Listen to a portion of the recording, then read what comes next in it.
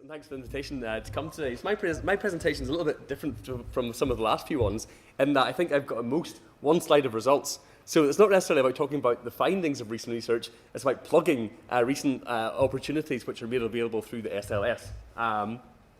So just a little bit of an outline for the talk today. First slide talks about the project upon which the research is based. Then I'll talk about the four main themes in relation to so my eyesight's terrible as well, so I might find myself looking around a little bit sometimes. In terms of the linkage process, the data upon which it is based, thinking about how effective is this process, thinking about what this means for opportunities in migration research, and as I mentioned, one short illustrative example, other published work hopefully on its way, and then finally thinking about some implications of the new opportunities which have been presented through the recent linking in the SLS. Okay. Of course, it's very important to acknowledge the SLS and the support they provide, especially whenever lots of people in the audience today from the SLS. Okay, so the project looks at internal migration in Scotland. It was funded through the ESRC's Secondary Data Analysis Initiative. Many of you are probably familiar with it already, and it is a special programme by the SRC which seeks to encourage greater use of their data sets. Okay, so it's worth having a look at that call. It comes out once every year, I think. It was a 15-month project.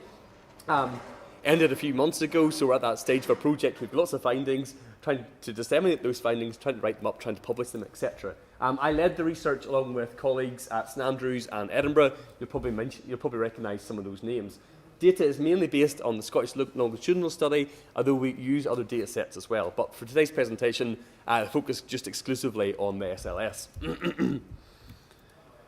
Okay, rather basic question, and I'm probably preaching to the converted here, but before I talk about how useful this approach is for understanding migration, I thought it'd be useful just to have one quick slide talking about why migration is worthy of research in the first place. So migration, along with mortality and fertility, the main demographic drivers, migration is usually the main driver, internal migration is usually the main driver of population change at the subnational scale. It's a very quantitatively significant phenomenon. So when we think about migration, most research, including most of my research, tends to focus on international migration. But of course, people are about 10 times more likely to move within a nation state than across national borders. So internal migration, quantitatively significant, and also very important because it links to lots of wider social processes. To Darren Smith at Loughborough, in his recent book that he edited along with others on internal migration, talks about internal migration being an issue which is of social justice, it links to social inequalities, and as we've just heard in the last presentation, it connects to things like social mobility, social cohesion, lots of really important topics. Okay, so internal migration matters for those reasons too. But despite all of these things, it's been the subject of relatively little analytical scrutiny, perhaps also, especially in relation to international migration, for example. And partly this can be at least attributed to difficulties in terms of the data available to researchers when it comes to looking at internal migration. So the next slide here talks about how we've conventionally tried to assess internal migration in the UK and elsewhere. So when it comes to doing research, researchers are usually faced with a rather inevitable choice between admin data and census data, and each of these data sets have their own particular strengths and limitations. So firstly, admin data which is collected not for the purposes of research but can be used for research purposes. Especially the NHSCR, we've heard a little bit about that in the previous talk as well. So NHSCR based on GP registrations, the idea would be that if you or I moved from place A to place B, sooner or later we would register with a new doctor, and the statistical agencies in the UK use that information to make their estimates of internal migration flows. Okay, so what's good about this resource is that it's up to date, it's got quarterly information, it tells us information about where people move from and to, and it tells us about the characteristics in terms of age and sex of movers. However, that's about it, okay? So it's very time-rich, but attribute-poor, okay? Other limitations is that it undercounts some types of mobility. For example, short-distance moves, you can move within a city, for example, and probably keep the same GP. So it misses short-distance moves, and also, as we'll see in a second, undercounts the mobility of young people, especially young men, who aren't very good at registering with new doctors whenever they move. Okay, so admin data particular strengths, but also some quite significant limitations too.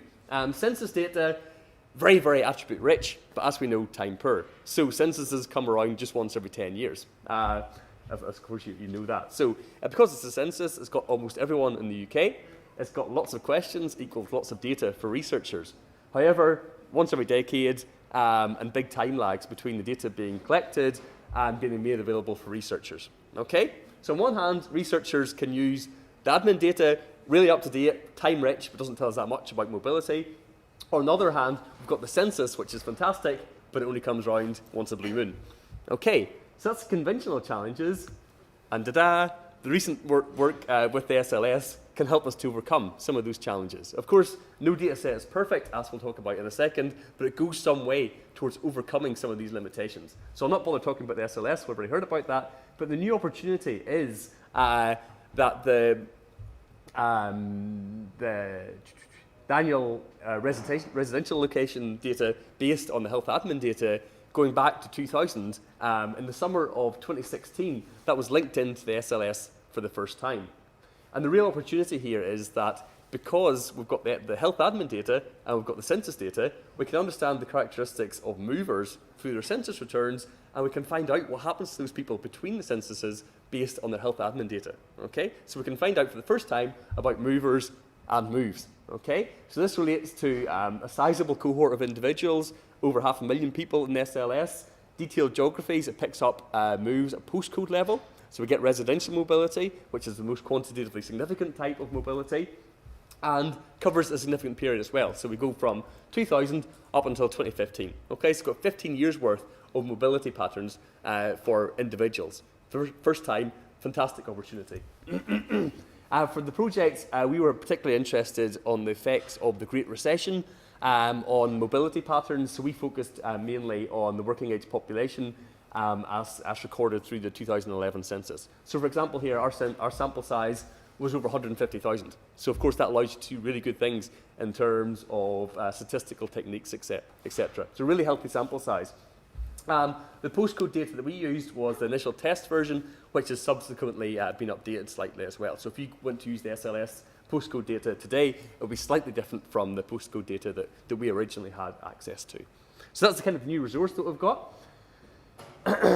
So the first thing we need to think about is, because I think we're the first project to actually do this, we need to ask ourselves, how effective is this process in terms of telling us about migration? And the key issue here is that we've got two data sets, and we need to know if they match each other in terms of being an accurate representation of people's mobility behaviours. Okay? So the best way to do that is look at the census and see where someone says they are in Census Day 2011 and compare that with the health admin data for the same period of time. Okay? And in theory, they should completely match each other for everyone. And of course, real life's much more messy than that. So in terms of the tracing process, we need to ask ourselves, how good are these locational matches? Okay? And here we can see the results of our analysis. So thankfully, it was quite good.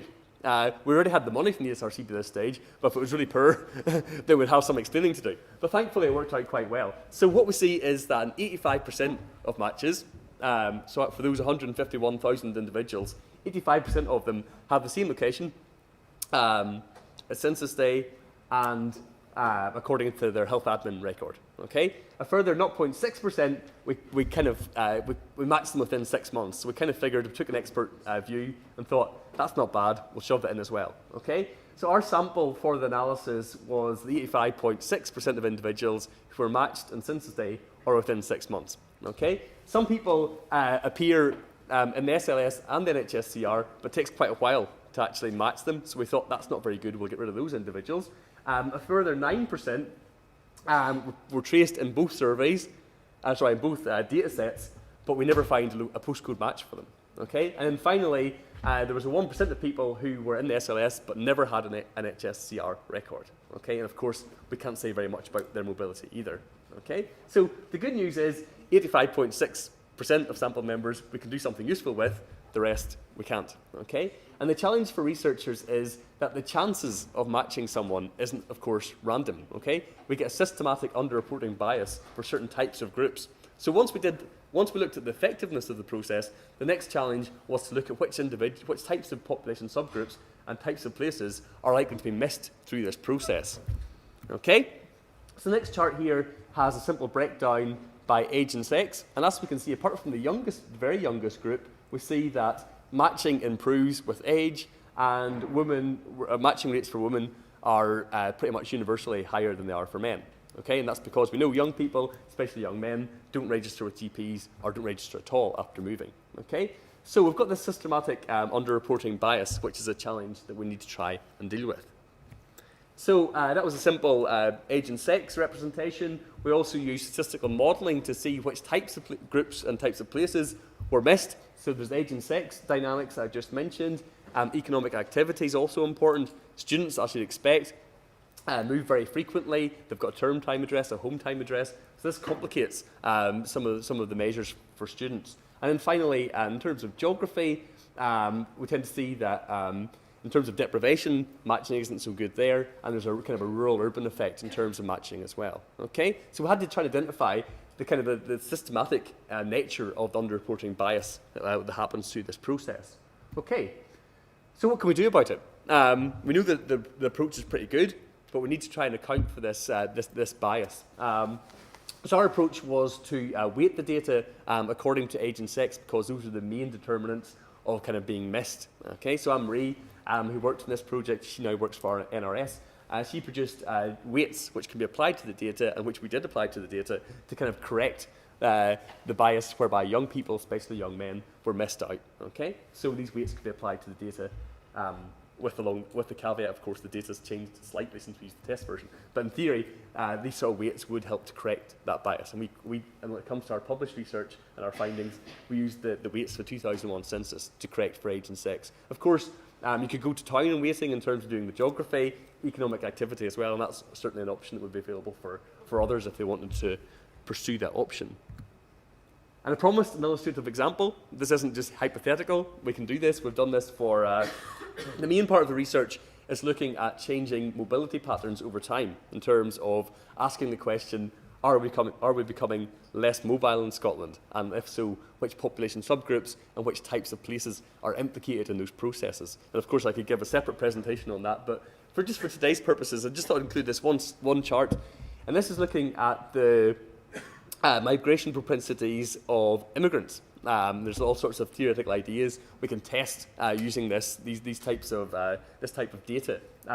So, for example, you can maybe see for the Scots-born population, we can maybe see a slight decline in migration behaviour over time, especially maybe a wee dip just following the recession. Whereas for the other groups, people who weren't born in Scotland but who are living in Scotland, we can see perhaps an increase in mobility along with the business cycle. And perhaps by looking at this type of data, it could allow us to answer questions such as the relationship between migration and the business cycle and how that potentially plays out differently for different population subgroups. Of course, this is a simple descriptive trend, and to do this properly, we do proper statistical analysis to pick out these effects. Okay, so of course, immigrants, especially from outside the UK, would be a lot younger than the Scottish population, for example. Now we know that younger people are more mobile. Okay, that's just a very, very simple descriptive chart just to show what sort of results we get with this type of analysis. Okay, so that's hopefully kind of sold some of the fairly unique benefits that are made available through this recent SLS linking with the NHS-CR data. So what does it mean? We can say that it certainly provides new opportunities for migration research. And the unique selling point here is this ability to catch both movers and moves for the first time. Uniquely, also, it captures short-distance moves. A lot of the health admin data in the past was at local authority or health board level and above, whereas this captures all postcode level address changes. Pretty unique in that respect. However, as I mentioned, it undercounts some types of mobility, and for that reason, weighting is very important, of course. Okay, so what does this mean going forward? This approach and other presentations we've heard today really probably underline the value of admin data, longitudinal data sets, and linking going forward. This is probably particularly appropriate and relevant as we perhaps head towards a post-census era. We know the census is coming next time, but there's a lot of uncertainty. So admin data, this type of data, might become ever more important in the future. So it's worth governments, research councils, and researchers kind of getting on the ball and getting their heads around admin data. And finally, of course, with increased use of census data, admin data, this raises all sorts of practical, ethical, and moral questions, which are that's probably the next research agenda in terms of thinking about the implications of these, in terms of how researchers access them in an effective, but also in a safe way. Right, so that was a bit of a whistle-top tour. Any questions?